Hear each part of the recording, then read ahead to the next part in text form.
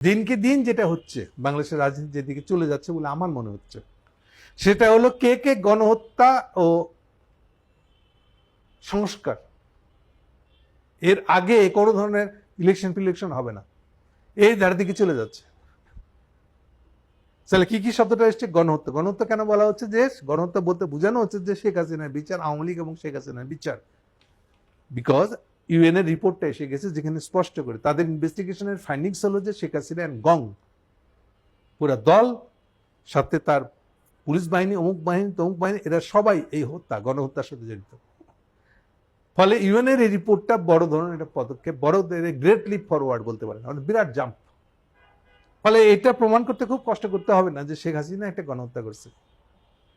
ফলে এটা এখন একটা ইস্যু হয়ে গেছে, এর ভিত্তিতে ভাগ হয়ে যাচ্ছে বাংলাদেশের রাজনীতিতে। কে কে গণহত্যা এবং সংস্কারের আগে কোনো ধরনের নির্বাচন হবে না, এই লাইনে চলে যাচ্ছে। সেম ঘটনা ঘটেছে আমাদের, এটা তো কথাগুলো এখন স্পষ্ট হয়ে গেছে, অর্গানাইজড হয়ে গেছে। এই জন্য গুছাই বলতেছে গণহত্যা সংস্কার ছাড়া নির্বাচন হবে না। গতকালকে জামাত ইসলামে এরকম কথা একটা বলে বসছে, গণহত্যার বিচার ও সংস্কার শেষে নির্বাচন চায় জামাত ইসলাম। জামাত ইসলাম আরো স্পষ্ট করেছে সব আছে আরেক দাব উপায়, এগুলা শেষ করার পরে ইউনূস সাহেব যখন ইলেকশন দেবে তখনই ওরা ইলেকশন করবে। মানে ইউনূস সাহেবকে উনারা একটা ব্ল্যাঙ্ক চেক দিয়েছে যে তারা ইউনূস সাহেব সংস্কারের জন্য যে সময় চায় এটা ওরা ঠিক করতে চায় নাই। মিনিমাম হতে হবে না কম বেশি হতে হবে, এইটুক সংস্কার করে ইলেকশন দিতে হবে না, এরকম কোনো কথাতে তর্কের উনি যেতেই রাজি না।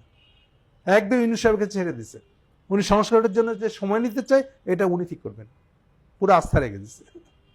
তাহলে এইটার ভিত্তিতে এই যে একটু আগে বলতেছিলাম, আসমরাও বলতেছে এটা না করলে বেইমানি হবে। তাহলে কি দাঁড়াচ্ছে এটা?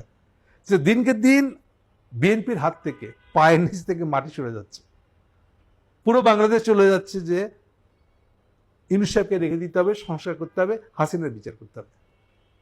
So it is a new direction of politics, বাংলাদেশের পলিটিক্সের এই নতুন ডিরেকশন শুরু হয়ে গেছে। পরিষ্কার ভাগ হয়ে যাচ্ছে, কে কে প্রো ইন্ডিয়ান, এখনই নির্বাচন চাই টাইপের কথা বলবে। এক বিএনপি ছাড়া আমি আর কাউকে দেখছি না। দু চারটা সিট পার্টি আছে যাদেরকে একটা দুটো সিট দিবে বলে বিএনপির কাছে ভিড়ে রাখছে, সেখানেও বিপদ আছে।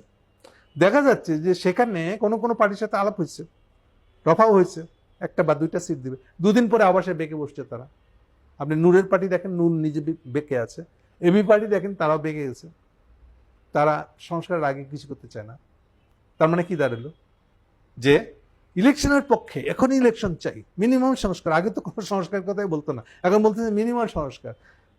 এইটুক বলে যে ইলেকশন চাইতেছে, এই বিএনপির ভয়েসটা আস্তে আস্তে ছোট হয়ে যাচ্ছে। এক বিএনপি ছাড়া আর কেউ নাই আসলে।